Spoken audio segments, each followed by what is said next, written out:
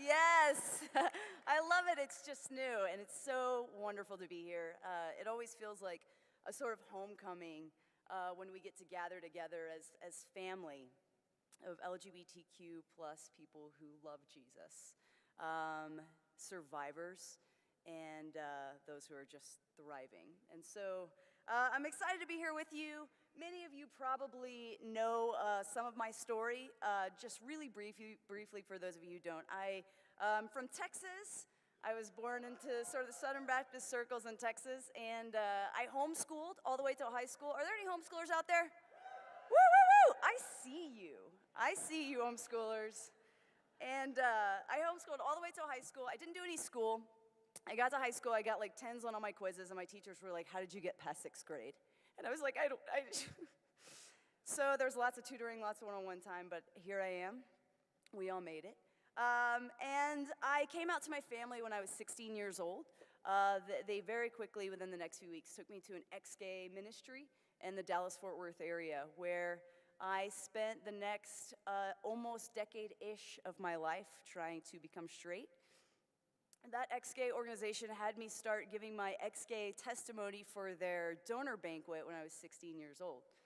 And so they kind of like took me on the road with them, and I would go sort of give a testimony before the director would speak. So my whole journey of development, your brain doesn't stop growing until you're 26. Wild. So my brain is still growing. I'm going through all these like sexual development, personal development, graduating high school, going to college, working out theology, and I'm speaking all that time. So it's been a wild ride, and I feel overjoyed to be here with you this morning, where I just get to share my heart honestly, and I don't have to manage, and I don't have to worry about finding the right words so that I don't piss off the wrong people and lose my job or whatever it might be. So it's just such a joy to be in this safe, joyful, liberating space.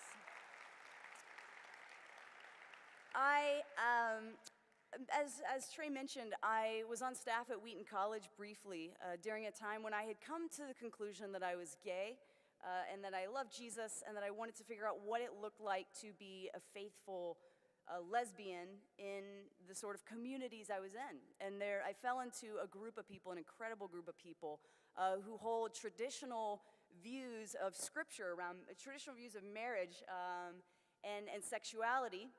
And so they're trying to kind of figure out, what does it look like for us as people who believe that God designed marriage for a man and a woman, and that sex belongs in that context? What does it look like for us to flourish in the church? And what does it look like for us to expand our imagination around family so that we all have places of true intimacy and belonging? And so I fell into a group. A lot of them were attached to a group called Spiritual Friendship online, and it was an incredibly healing time for me among those LGBTQ people, and I learned so much from them. They've had such a tremendous impact on my life. And during that time, I was hired to work at Wheaton College, where I came to really to see clearly that while LGBTQ people in those communities were just extraordinary models and witnesses, many of the institutions that held those views struggled to figure out how the LGBTQ people could flourish. And so I ended up in a place where the president would call me in his office regularly at Wheaton and say, hey, like, we know that your ministry is so fruitful here.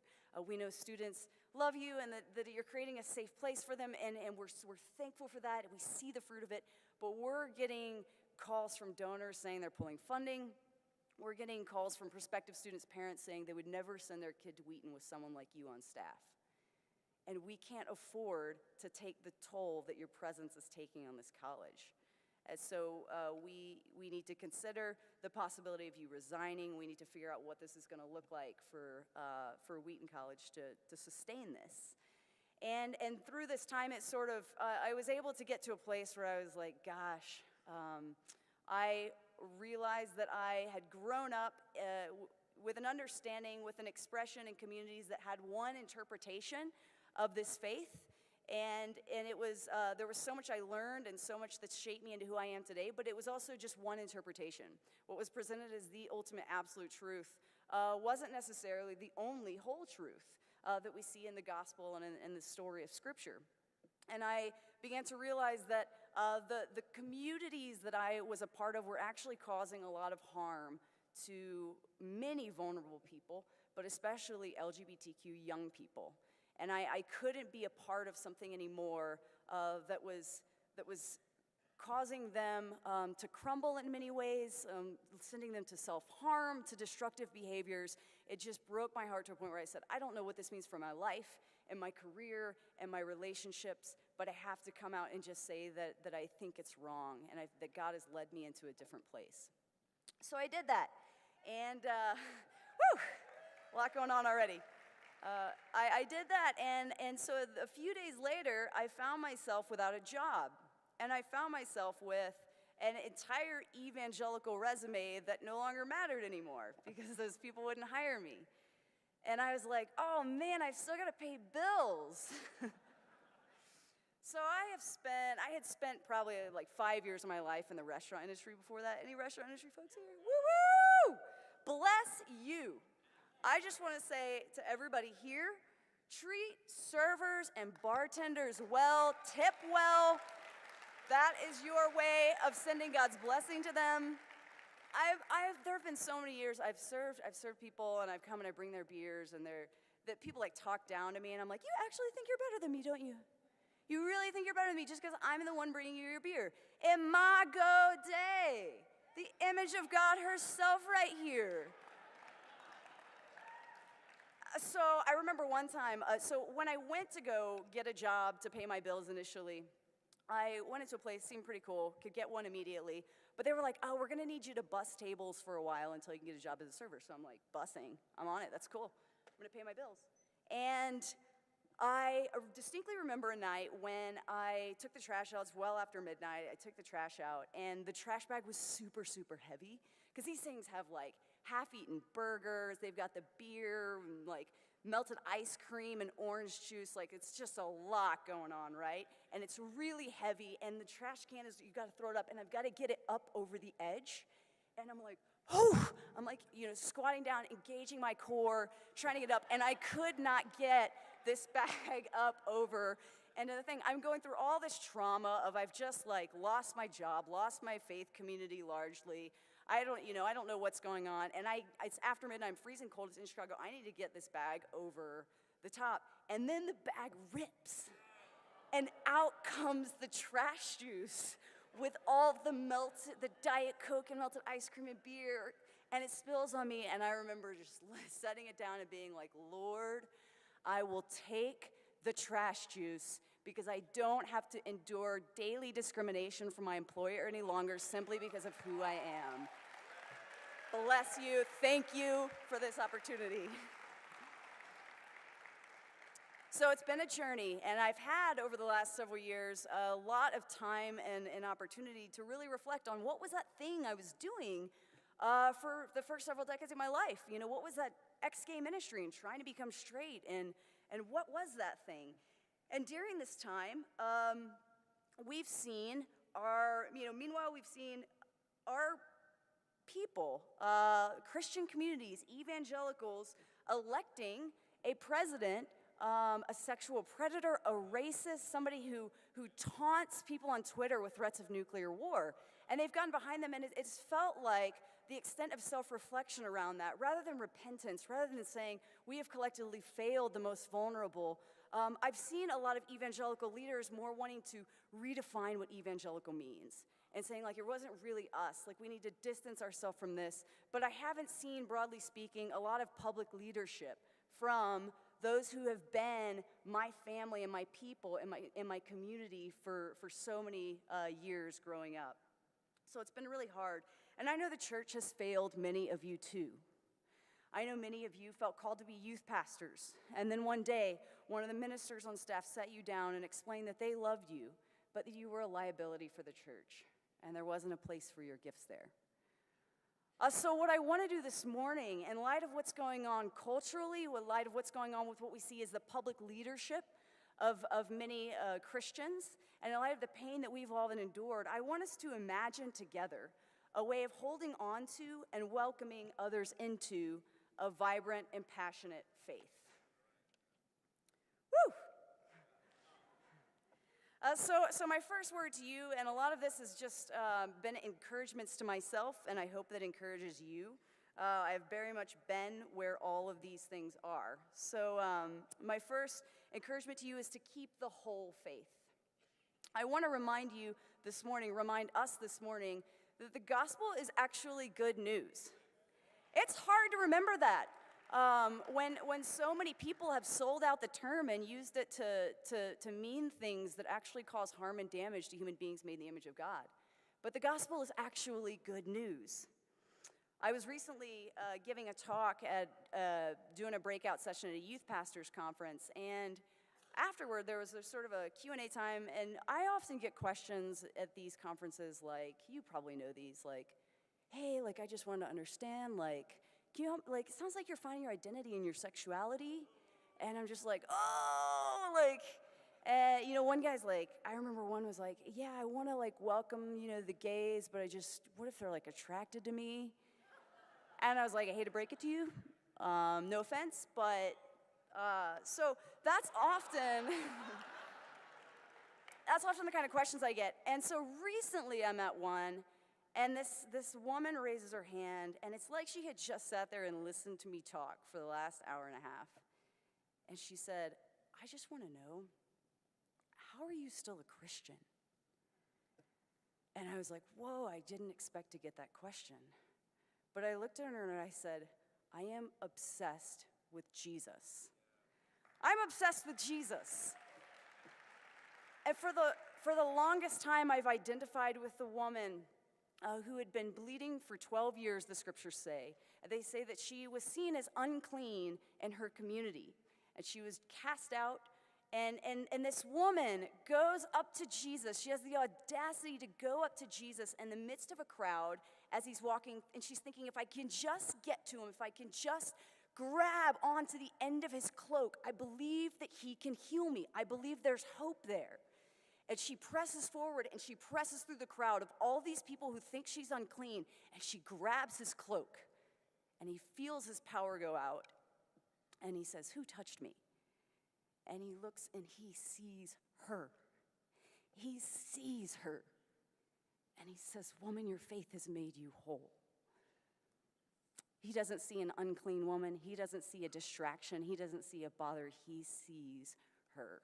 That's the Jesus that I've been following, and it's the Jesus that I'm obsessed with. Jesus unapologetically prioritized the blind, the beggars, the lame, and the lepers. As Nadia Bolz-Weber likes to say, Jesus surrounded himself with people for whom life has not been easy. I'm obsessed with Jesus. I love this Brennan Manning quote where he says, my life is a witness to vulgar grace, a grace that amazes as it offends. A grace that pays the eager beaver who works all day long the same wages as the grinning drunk who shows up at 10 till 5. A grace that hikes up the robe and runs breakneck toward the prodigal reeking of sin and wraps him up and decides to throw a party, no ifs, ands, or buts. A grace that raises bloodshot eyes to dying thief's request, please remember me, and assures him, you bet. This vulgar grace is indiscriminate compassion. It works without asking anything of us. It is not cheap, it's free. And as such will always be a banana peel for the orthodox foot and a fairy tale for the grown-up sensibility.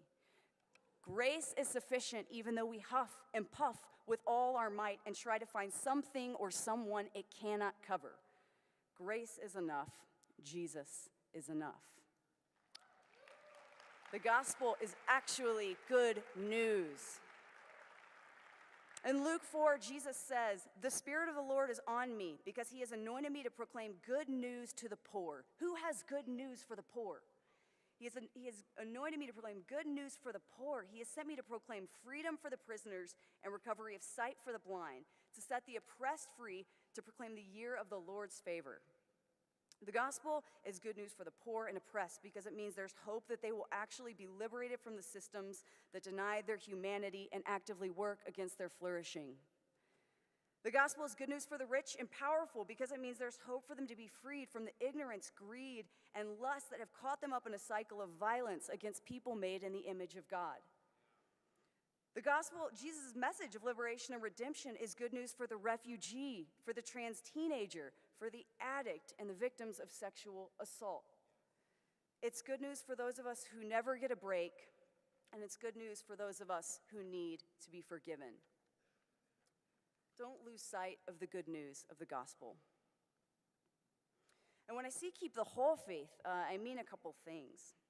Since evangelicalism has largely sold its soul and sold out the most vulnerable, I often catch up with people that I've walked with through the years that think they were just duped and they're done. They're like, I think this was just about political power and manipulation, and they never really cared about me. That they feel betrayed. And they sort of often fall into this sort of nebulous void where they can't really find a place to practice their faith. They kind of give up. They just take a vacation from it all. And I want to say that you need to be exactly where you are, and there's no shame in needing time to heal and needing space from the church. And I absolutely encourage you to give yourself the time and space you need. And while you're in that space, I would encourage you not to take a vacation from the big questions. Why are we here, and how are we to live? Is there hope for redemption? And if so, where do we find it?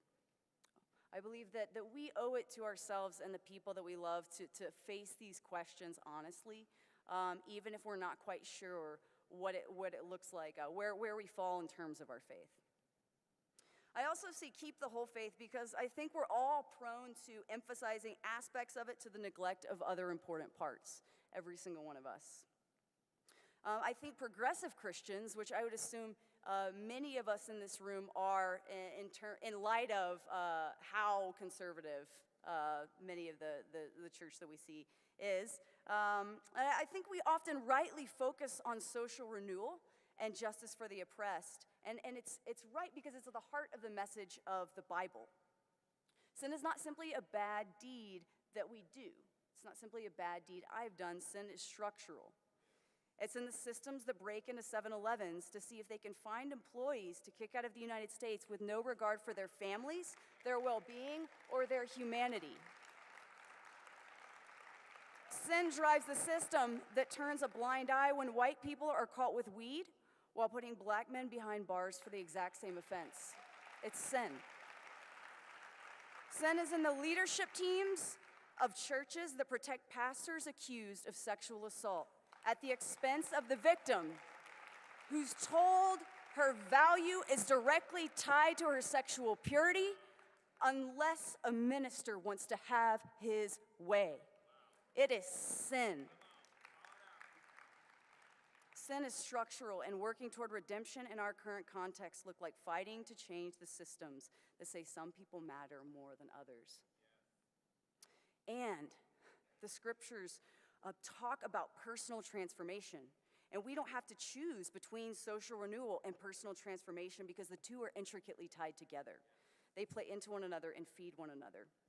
If we only pay attention to the structural aspects of sin, then the problem is always out there. The problem is the GOP or the patriarchy or whiteness or heteronormativity. And don't get me wrong, those are problems.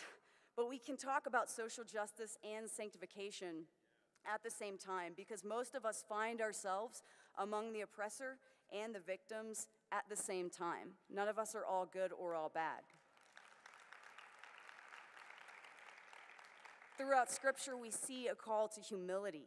And I don't know about you, but I know I am every bit as prone to self-righteousness as the Pharisees were in the Bible and as husband-father Christian Twitter is today. I don't get a pass on repentance for my arrogance just because I'm a lesbian or a liberal or a woman. And I also want to talk briefly about forgiveness because Jesus says to forgive the same person for the same offense over and over and over again. It's not a message that any of us want to sit with for long. And I understand people in power have appealed to unity and forgiveness as a weapon more often than not. Making demands of marginalized people, making demands of us, while they're unwilling to repent for their sin. And it's atrocious, and I'm not here to talk about participating in our own oppression, responding to those sort of abusive calls at times. What I do want to talk about is how we're going to be free. I want to talk about how we're going to be freed up to live and love again. How are we going to stay soft? I know I've carried a lot of resentment through my life. I know I still have a lot of resentment. I want to say so much of this is aspirational for me. It's a hope of who I am becoming. But I was recently with Lisa Sharon Harper, and we started talking about forgiveness. And we were talking about this issue of like, how do we do this? Because so often this is used to like as sort of a burden on the backs of the oppressed people by people who could go on continuing to oppress them. And she said, forgiveness, I believe that we are bound to our oppressor until we can forgive them. And that forgiveness cuts the tie that binds us to them and frees us up. Because in forgiving them, we're able to hand them over to God, and we no longer have to carry them and the offenses any longer. We get to just move forward. And I thought that was really a helpful definition. And I want us to imagine the witness of LGBTQ Christians who live with an ongoing ethic of forgiveness. Because offense will continue to happen, and we will need to call it out. And what does it look like to continue to be free within that? It's something I'm still working out. And it shouldn't be demanded of us, but it can be freely chosen. I want every single one of us in this room to be free. I want those of us who formed hard hearts out of a need for survival to be softened. I want us to be able to choose reconciliation where it's possible, because it's redemption in real time and space. Jesus said, if you love those who love you, what credit is that to you? Even sinners love those who love them. And if you do good to those who are good to you, what credit is that to you? Even sinners do that. But love your enemies. Do good to them. I think this moment in time needs prophets who seek to walk in this spirit. And I will admit that this is aspirational for me, but I want to be a prophet who is not just going to call out people who ideologically have disagreements with. That's the sort of prophecy that I think is easy for most of us. I want to be the kind of prophet who also seeks to love my enemies and seeks their good and seeks redemption and reconciliation. Because the invitation for us to be transformed, to become more like Jesus, is extended to all of us. My second encouragement to you this morning, as we think about what it looks like to be faithful Christians in this time, or to even stay Christians in this time, is to find your family. Christianity, and actually just life, is not meant to be lived alone. We need partners that complement us and expand our capacity to care for other people. So, find your family in a lot of ways. Exciting news, I'm engaged. Yes, I'm engaged to the most tender-hearted, compassionate, generous, gorgeous, intelligent, life-giving woman named Amanda Height. And her love and her relationship has been God's grace to me. She's my person, and she's God's grace to me. And it's incredible in finding our family. It's incredible to find people who not just, that you love, that you like, that bring you joy, that you have fun with, but people that you really respect, who can challenge you, you can grow with. And that's been Amanda to me. Amanda also has gifts that I don't, and she sort of brings strengths to the relationship that I lack. For instance, I'm the kind of person that when people are, I want to sit with people in their joys and sorrows and just be present to them in that. I never think to strategize ways to help them get the job, or to help them practically with maybe meals if somebody in the family's sick, or I've never once thought in my life to send flowers, ever. Amanda thinks of all these things. She's a doer. She's thinking, what's a solution? What's a way I can practically show up? So one of these ways recently that this played out, we are new parents to a kitten named Prince. Prince is the cutest thing in the whole wide world. He's on Instagram, Prince the Cat DC. And Prince was, when he was just the tiniest little kitten, like 4 inches tall, 4 pounds, Prince one day was meowing and meowing and meow, meow. And it was like, oh no, babe, what's wrong with Prince? And she's like, oh my goodness, I don't know. So we start Googling, she's just meow. And all of a sudden I'm looking at him and I'm like, babe, I'm on Cat MD. I'm like, babe, I think he's constipated. She's like, what? I'm like, look at his belly, it looks kind of big. She's like, it does look kind of big. I'm like, I think he's constipated. So I'm just like, Prince, I'm so sorry, sweet pea. We're gonna get through this. And Amanda's like, what's the solution? So, she's over there doing her thing. And all of a sudden she's like, babe, I found a home remedy. And I'm like, I'm sorry? She's like, I found a home remedy. You grab Prince, I get a wet washcloth. And I was like, what? She's like, grab Prince, go to the litter box. So we go over to the litter box, and my solution-oriented fiance is like, okay, you need to hold him over the litter box like this, and I'm going to apply the wet washcloth. And I was like, what? So we're over, and Prince is just like, so we're doing it. I'm over the litter box, and Prince is like, meow, meow, meow. I'm like, it's okay, sweet pea, we're gonna get through this, Prince. Just poop for us. And she's solving the problem, and then all of a sudden, I look down, and Prince has been going to the bathroom just fine. It's all right there in the litter box, like I was probably just hungry or something, and I'm like, Prince, I'm so sorry we misdiagnosed you. And so we're figuring this thing out. We're bringing our different strengths to the relationship, and we are just working all this out now as new parents. So when I say find your family, I want to say that we also have this incredible extended family.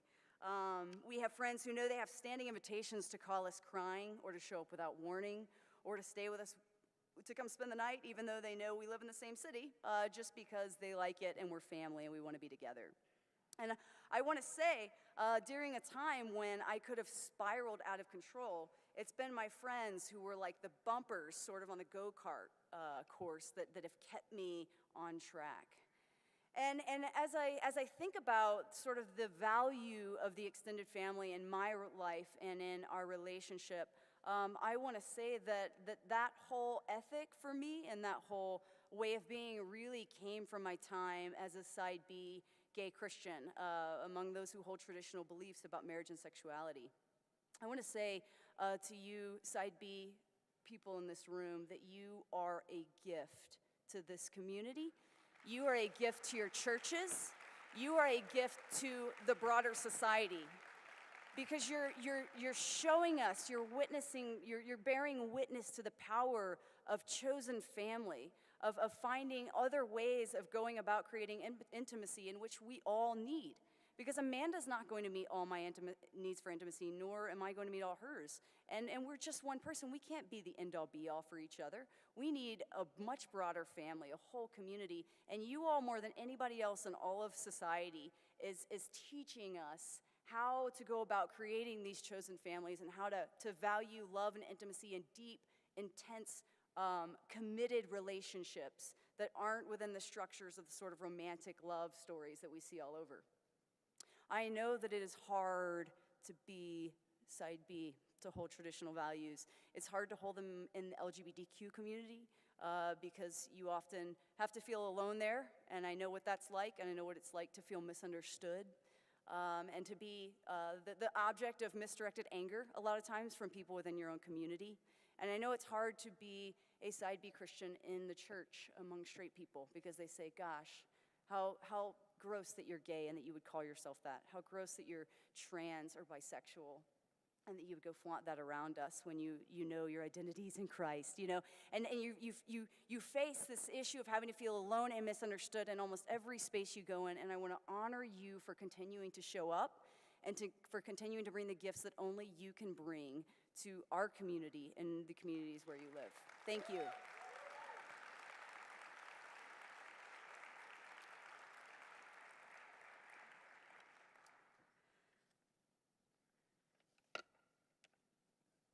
If these communities, if these families, extended families with partnerships, friendships, committed friendships, safe places for LGBTQ people to belong, if these kinds of families don't exist anywhere around you, I want to encourage you to think about creating that place yourself, creating the communities that we wish were there for us. And people will say that you can't exist, especially if these communities and families are primarily LGBTQ. They'll say you're not real Christians. They'll say it's against policy, that you'll be excommunicated, and they will try to erase your very existence. But they can't stomp out movements. Look at the story of the early church in Acts. You can't stop people from gathering in homes and praying for one another and breaking bread and sharing as much as you can in common, nourishing one another, and carrying each other's burdens.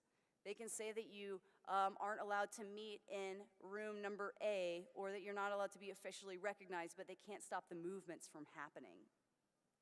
I love in Acts chapter 4 or 5, actually, I think it is, when Gamaliel, a teacher of the law, has a bunch of Pharisees gathered together who wanted to kill some of the members of the early church. And he said, "Leave these men alone. Let them go. For if their purpose or activity is of human origin, it will fail. But if it is from God, you will not be able to stop these men. You will only find yourselves fighting against God." And I truly believe that our movement is of God.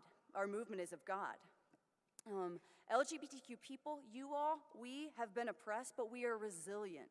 And we can carve out these spaces who have not yet been able to find a family of their own. I can think of several really powerful examples of where and how this is happening. I believe there's like an LGBTQ-led house church in Atlanta, is that correct? Yes, it's incredible. Creating churches and communities of worship right there in their homes, just like the early church. I also know I've been blown away by the way college students have done this on Christian campuses.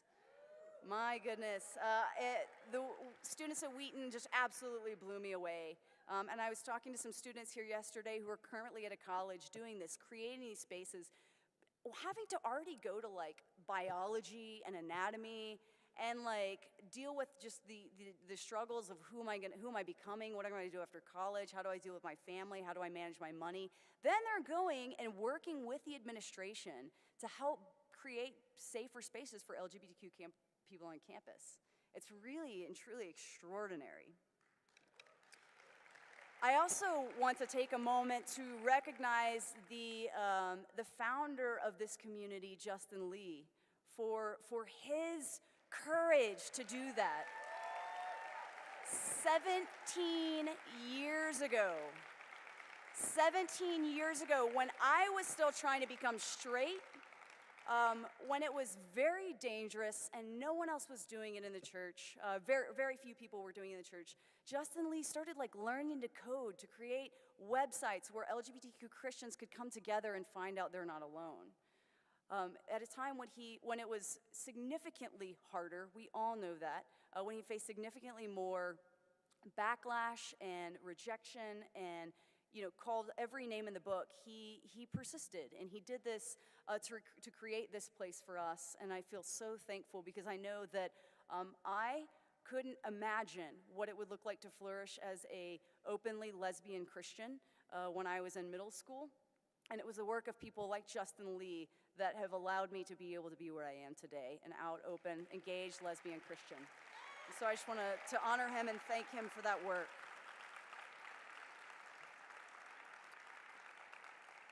We need these kinds of communities everywhere. There can't be too many of us. I think a lot of times it seems like the efforts can be sort of disjointed, and even there's even competition in many of these kinds of spaces. But we honestly need all hands on deck. We need everyone's gifts in everyone's different places, uniquely the way that you are wired to do it with your unique beliefs. We need us all, and we need to partner with one another and support each other.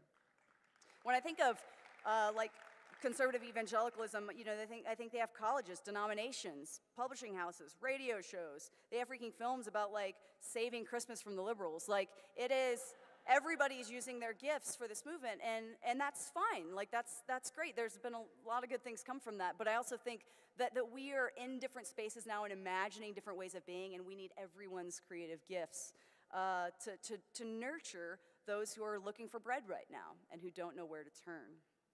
Look at the immediate needs of the needs of your immediate circles. Find a few people to partner with, if that's an option, and create the community you've been looking for, because no one should have to go it alone.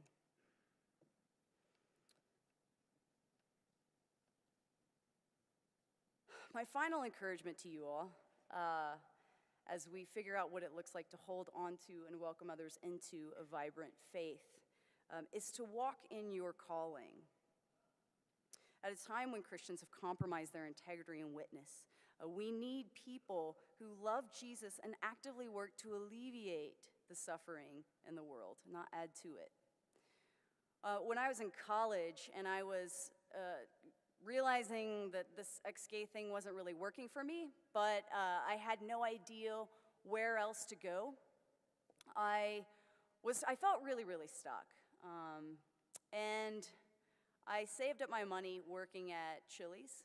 I waited tables at Chili's and saved up my money and got a ticket to go across the ocean to Switzerland to a little work-study center there called L'Abri.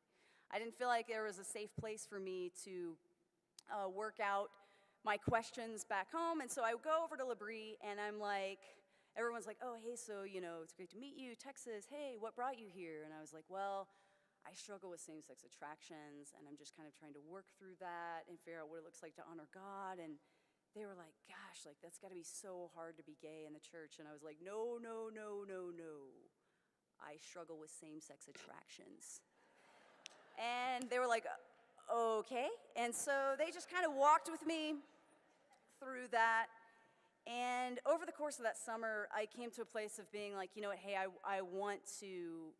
need to be able to move away, I think, from this ministry, because so much of my life was tied up there and consumed there, and I was enmeshed there, and there was all this stuff, and I was like, I don't know what I'm going to do with my attractions, and I don't know what I believe about all this, but I feel like I at least just need some space to start processing these kinds of questions. So I came back, and I just moved like 12 miles away. It's not like I went across the country. I was still going to meetings there and everything, but I absolutely crumbled.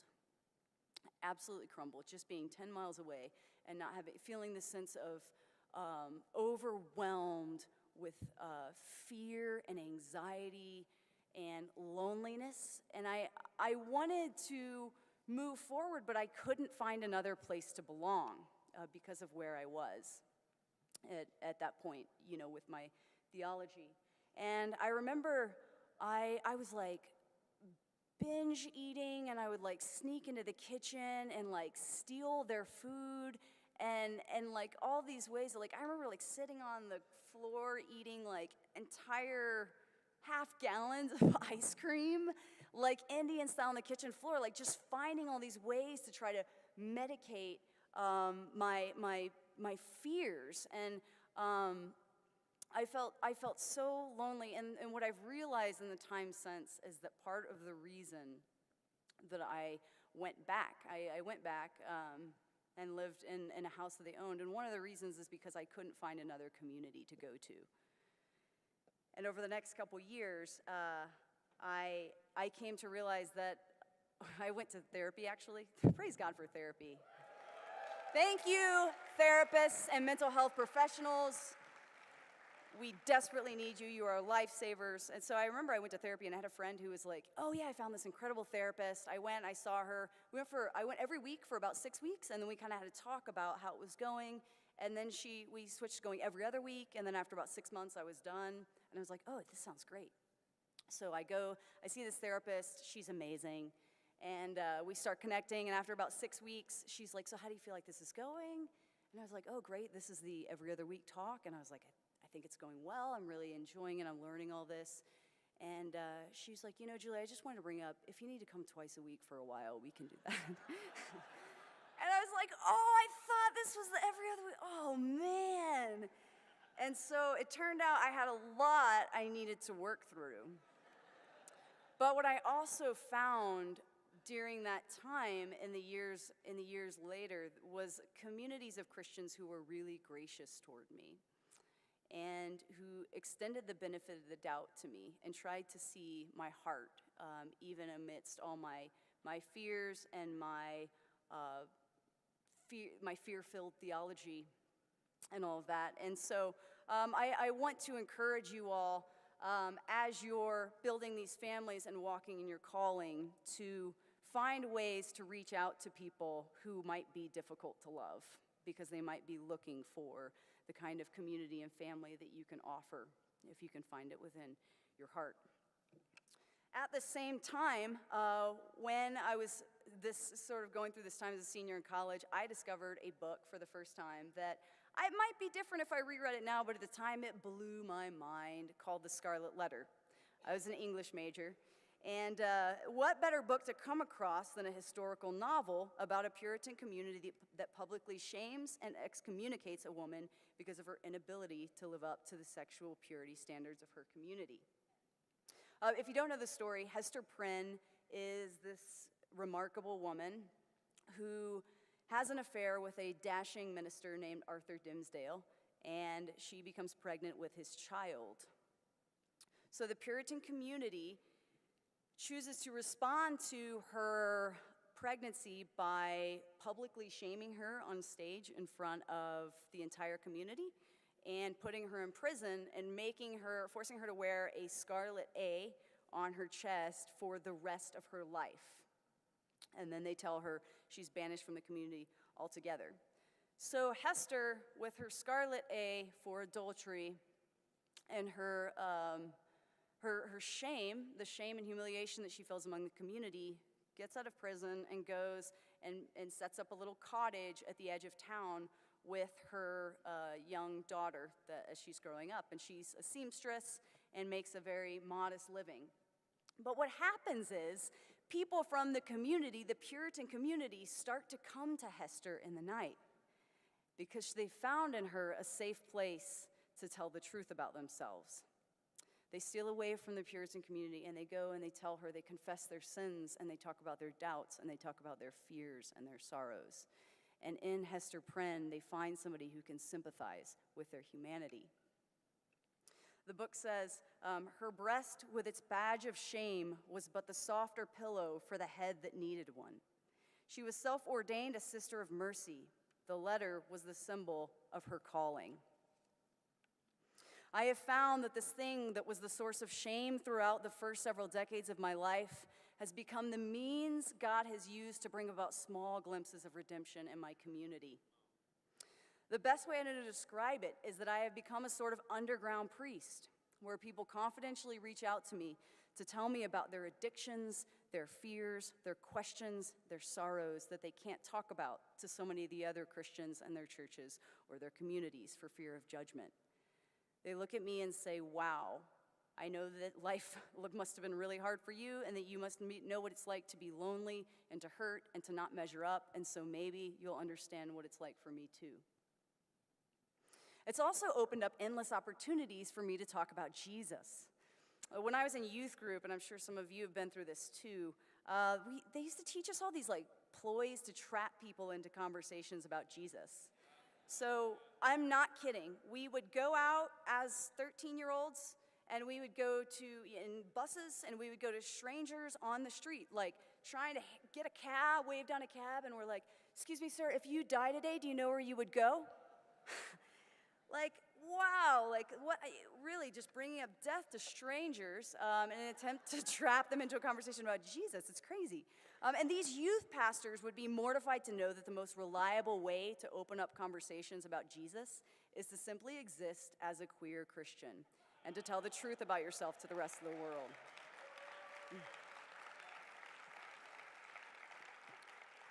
If you feel shame about your sexuality or your gender identity, or if you believe you've lost the opportunity to share in God's redemptive work once you came out, you are wrong. God knew that you were not straight or cis when God wired you with the unique gifts and passions that you bring to the world. And God will minister to people through you, not in spite of your sexual orientation or gender identity, but because of it. Walk in your calling. In closing, I just want to say how much I admire your persistence and resilience. Every single one of you. Every single one of you. Me? Yes, you. I know your life has not been easy, and it has been nothing short of devastating to love a church that often has not loved you. I know it's felt almost impossible at times to separate God from the pastors and the parents who told you you weren't wanted. But here you are,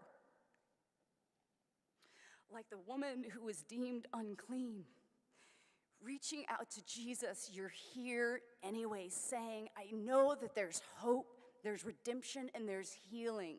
You keep showing up and you keep reaching out to the people around you, and I honor you for that. 2 decades ago, when I first began to acknowledge to myself that I was gay, I couldn't imagine a future of telling the truth about myself and finding family in the Christian community. And now here we are with over 1,000 of us gathered to bear witness to the love and grace and mercy of Jesus Christ. This couldn't have happened because of one person's witness. This couldn't have happened because of one organization, but it's the movement of all of us, each of you, daring to tell the truth about yourself and bearing witness to a God who has always seen you and has always delighted in you. God bless you.